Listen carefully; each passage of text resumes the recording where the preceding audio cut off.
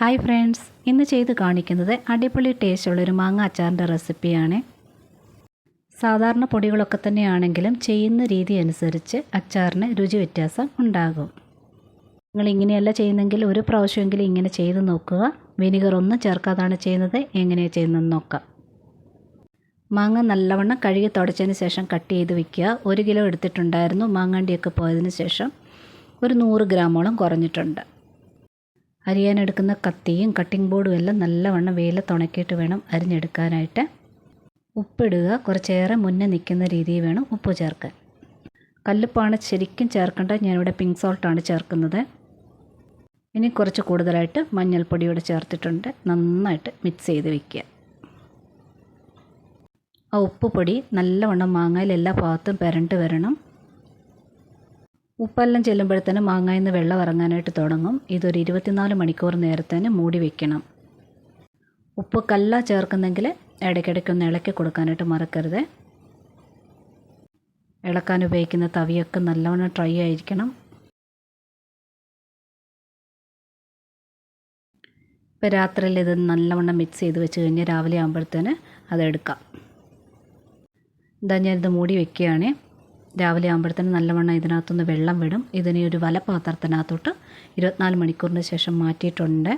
അടിയിലൊരു പാത്രം വെക്കണം. ഇതിനകത്തുനിന്ന് വരുന്ന വെള്ളമെല്ലാം ശേഖരിക്കാനായിട്ട്. ആ പാത്രമെല്ലാം ഈ വലപാത്രവും എല്ലാം ഡ്രൈ ആയിട്ട് തന്നെ എടുക്കണം. ഇതിനകത്ത് തുള്ളി തുള്ളി വരുന്ന വെള്ളം കംപ്ലീറ്റ് നിൽക്കുന്നത് വരെ ഈ വലപാത്രത്തിൽ തന്നെ വെക്കണം. ഇനി ഒരു പാത്രം അടുപ്പേ വെച്ചിട്ടുണ്ട്. ഇനി ഇത് ആ പാത്രത്തിൽ ശേഖരിച്ച് വെച്ചിരിക്കുന്ന ആ ഉപ്പും മഞ്ഞൾപ്പൊടിയും ചേർന്ന വെള്ളമാണ്. അതതിനകത്തോട്ട് ഒഴിച്ചിട്ടുണ്ട്. ഇതിൻ്റെ കൂടെ ഒരു 1/2 ഗ്ലാസ് പച്ചവെള്ളം കൂടെ ചേർത്തിട്ടുണ്ട്. ഇനി നല്ലവണ്ണം വെട്ടിത്തിളപ്പിക്കണം. ഒരുപാട് പുളി നാക്കെ വെക്കാൻ പറ്റാത്ത പുളിയുള്ള മാങ്ങയാണെന്നുണ്ടെങ്കിൽ ഈ ഒഴിച്ച മഞ്ഞവെള്ളം ഉണ്ടല്ലോ അത് പകുതി എടുത്ത് മാറ്റാവുന്നതാണ്. ഇനി ഇത് കുറച്ച് നേരത്തേനോട് തിളച്ചുകൊണ്ടിരിക്കണം. ഞാനിത് അപ്പുറത്തെ അടുപ്പ് സിമ്മിലിട്ട് അങ്ങനെ അത് തിളച്ചുകൊണ്ടിരിക്കട്ടെ, മാറ്റുവാണേ. ഇനി ഇത് അടുപ്പിൽ കടായി വെച്ച് ചൂടായിട്ടുണ്ട്. നല്ലെണ്ണ തന്നെ ഒഴിക്കണം. 100 അല്ലെങ്കിൽ 150 ഗ്രാമോളം ഒഴിക്കുക. എണ്ണ നന്നായിട്ട് ചൂടാകണം. എന്ന് വെച്ച് പുകയരുത്. നല്ലവണ്ണം ഒന്ന് ചൂടായാൽ മാത്രം മതി. എണ്ണ ചൂടായിട്ട് ഈ മാങ്ങയാണ് ചേർക്കേണ്ടത്. മാങ്ങ ഇതിൽ ചേർത്ത ഉടനെ തന്നെ ഗ്യാസ് ഓഫ് ചെയ്യുക. നല്ലവണ്ണം ഈ ചൂടെണ്ണ മാങ്ങയുടെ എല്ലാ ഭാഗത്തും പുരട്ടി എടുക്കുന്ന രീതിയിൽ ഇളക്കിയെടുക്കണം. മാങ്ങ വെന്ത് പോകാനൊന്നും പാടില്ല. ചെറുതായിട്ട് ഇതൊന്നും വാടത്തേ ഉള്ളൂ. നന്നായിട്ട് മിക്സ് ചെയ്തെടുക്കുകയാണ്. ഇനിയിപ്പോൾ അവസാനം വരെ ഗ്യാസ് ഓഫായിരിക്കണം. തീയുടെ പരിപാടിയെല്ലാം കഴിഞ്ഞു. ഈ എടുക്കുന്ന തവിയൊക്കെ നല്ല ഡ്രൈ ആയിരിക്കണം. ഇപ്പോൾ ഈ വെയിലില്ലാത്ത സമയമാണെന്നുണ്ടെങ്കിൽ തവി നല്ലവണ്ണം കഴുകി തുടച്ചതിന് ശേഷം അടുപ്പത്ത് വെച്ചൊന്ന് ചൂടാക്കിയാൽ മതി. ഇത് നന്നായിട്ട് മിക്സ് ആയിട്ടുണ്ട്. ഇനി മുളക് പൊടിയൊക്കെ ചേർക്കണം. എരിവുള്ള മുളക് പൊടിയാണ് 1 കപ്പ് എടുത്തിട്ടുണ്ട്. അതോടെ ചേർക്കുക. ഇനി കടുകാണ്.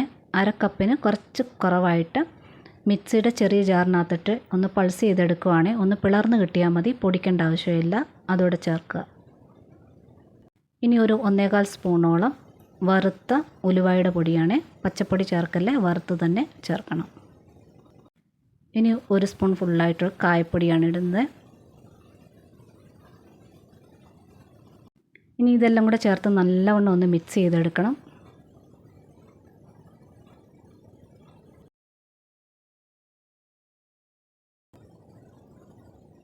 ഓരോ മാങ്ങയിലും പൊടിയെല്ലാം നല്ലവണ്ണം പുരണ്ട് കിട്ടുന്ന രീതിയിൽ മിക്സ് ചെയ്തെടുക്കണം. ആ കടയിൽ ഒരു ചെറിയ ചൂട് കാണും. അത് മാത്രം മതി. ഈ വെയിലത്തൊക്കെ ഇരിക്കുന്ന ഒരു ചൂട് അത് മാത്രം കിട്ടിയാൽ മതി. എരിവ് ഒരുപാട് വേണ്ടാന്നുണ്ടെങ്കിൽ പകുതി കാശ്മീരിയും പകുതി എരിവ് മുളക് പൊടിയുമായിട്ട് ചേർക്കാം. ഈ സമയത്ത് അപ്പുറത്തെ അടുപ്പിൽ മാങ്ങയുടെ വെള്ളം നല്ലവണ്ണം വെട്ടിത്തിളച്ചുകൊണ്ട് തന്നെ ഇരിക്കുകയാണ്. അങ്ങനെ കുറച്ച് നേരം വെട്ടിത്തിളപ്പിച്ചിട്ട് ചേർക്കുവാണെങ്കിൽ അച്ചാർ അഴുക്കായി പോകത്തില്ല വേഗം. ചേർക്കുന്ന പൊടികളൊക്കെ ഒരേപോലെ ആണെങ്കിൽ ഇത് ചെയ്യുന്ന രീതി അനുസരിച്ചൊക്കെ നല്ലൊരു ടേസ്റ്റാണ് ഇതിന്. ഇനി ആ വെള്ളം തിളച്ചുകൊണ്ടിരിക്കുന്ന വെള്ളം അതുപോലെ ഒഴിക്കുകയാണ്. മൊത്തം ഒഴിക്കുകയാണ്.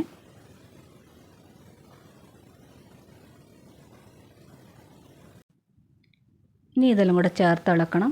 ഉപ്പ് പോരാ എന്നുണ്ടെങ്കിൽ കല്ലുപ്പാണ് ചേർക്കേണ്ടത്. ഇതെല്ലാം കൂടെ ചേർത്ത് ഇളക്കുമ്പോൾ നല്ല പെരണ്ടിരിക്കുന്ന ഒരു കൺസിസ്റ്റൻസിയിലാണ് കിട്ടേണ്ടത്. അതേപോലെ തന്നെ നല്ലവണ്ണം ആറിയതിന് ശേഷം വേണം ഭരണിയിൽ നിറച്ച് വെക്കാനായിട്ട്. ഒരു വലപ്പാത്രം വെച്ച് മൂടി വയ്ക്കുക, അപ്പോൾ ആവി വെള്ളം വീഴത്തില്ല. നിങ്ങളിപ്പോൾ ഈ അച്ചാർ ടേസ്റ്റ് ചെയ്ത് നോക്കുമ്പോൾ ഉലുവയുടെയൊക്കെ കയ്പ്പ് ടേസ്റ്റ് ആയിരിക്കും, ഒരു ടേസ്റ്റും തോന്നത്തില്ല. ഒരു 3 ദിവസം കഴിയണം ഇതിൻ്റെ ടേസ്റ്റ് ശരിക്കും വരാനായിട്ട്. ഇനി ഇത് നല്ലവണ്ണം ആറിയതിന് ശേഷം കളറൊക്കെ കുറച്ചുകൂടി ഡാർക്കായിട്ടുണ്ട്. അതുപോലെ തന്നെ എണ്ണ കംപ്ലീറ്റ് മേളിൽ വന്ന് അടിഞ്ഞിട്ടുണ്ട്. മാങ്ങയൊന്നും ഒരുപാട് വെന്ത് കുഴയാതെ നല്ലൊരു ക്രഞ്ചി ടേസ്റ്റ് തന്നെ കിട്ടുന്നൊരു മാങ്ങാച്ചാർ റെസിപ്പിയാണ്. ഇനി ഇതുപോലെയുള്ള ഭരണി എടുക്കുകയാണെങ്കിൽ ഒരു കാര്യം മാത്രം ശ്രദ്ധിക്കുക. ഇതിൻ്റെ ഈ വാവട്ടത്തിന് അടിഭാഗത്തായിട്ട് കൈവച്ച് ടച്ച് ചെയ്ത് നോക്കണം. അവിടെ ഒരു മടക്ക് കാണും. ആ മടക്കിനിടെ ഡസ്റ്റൊക്കെ അടിഞ്ഞിട്ടുണ്ടെന്നുണ്ടെങ്കിൽ അച്ചാറൊക്കെ വേഗം പൂത്തു പോവും. അങ്ങനെ ഉണ്ടെന്നുണ്ടെങ്കിൽ ഭരണി നല്ലവണ്ണം കഴുകി ഒരാഴ്ചയെങ്കിലും നല്ലവണ്ണം വെയിൽ കൊള്ളിച്ചിട്ട് വേണം നിറച്ച് വെക്കാനായിട്ട്. എല്ലാ ഭരണിക്കും അങ്ങനെ വരാറില്ല. ഇതുപോലുള്ള ടൈപ്പിന് അങ്ങനെ നോക്കി വേണം വാങ്ങിക്കാനായിട്ട്. ഇനി ഉപകാരപ്പെടുന്നവർക്ക് ഉപകാരമാകട്ടെ, ഈ ഭരണിക്കൊരു തൊപ്പിയൂടെ കാണിച്ചു തരാം. ഇതുപോലെ അകത്തോട്ട് അടയ്ക്കുന്ന അടപ്പാണെന്നുണ്ടെങ്കിൽ അതിനിടയ്ക്ക് ഇങ്ങനെ ഡസ്റ്റ് കയറാനുള്ള ചാൻസ് കൂടുതലാണ്. ഭരണിക്ക് ഒരു തൊപ്പി പോലെ ഇതുപോലെ തയ്ച്ചെടുക്കാവുന്നതാണ്. തുണി ഇതുപോലെ റൗണ്ടിൽ കട്ട് ചെയ്തിട്ട് ഇലാസ്റ്റിക് വലിച്ച് വെച്ച് തയ്ച്ചാൽ മതി. ഇങ്ങനെ ചെയ്യുമ്പോൾ ഉപ്പുമാങ്ങ ഭരണിക്കൊക്കെ എപ്പോഴും ഇങ്ങനെ ചരട് വെച്ച് ഇങ്ങനെ കെട്ടിയെടുക്കുക, അഴിക്കുക, ഈ ഒരു പരിപാടി എളുപ്പമാകും. നമുക്ക് കഴുകിയിടാനും ഇത് എളുപ്പമാണ്. ഈ അച്ചാറൊന്ന് ട്രൈ ചെയ്ത് നോക്കുക. ഇഷ്ടപ്പെട്ടിട്ടുണ്ടെങ്കിൽ കൂട്ടുകാർക്കൊക്കെ ഷെയർ ചെയ്ത് കൊടുക്കുക. ലൈക്കും കമൻറ്റും തന്ന് സപ്പോർട്ട് ചെയ്യാൻ കൂടി മറന്നു പോകല്ലേ. നോട്ടിഫിക്കേഷൻ ബെൽ ബട്ടൺ ഓൾ ആക്കിയിടാനും മറന്നു പോകല്ലേ.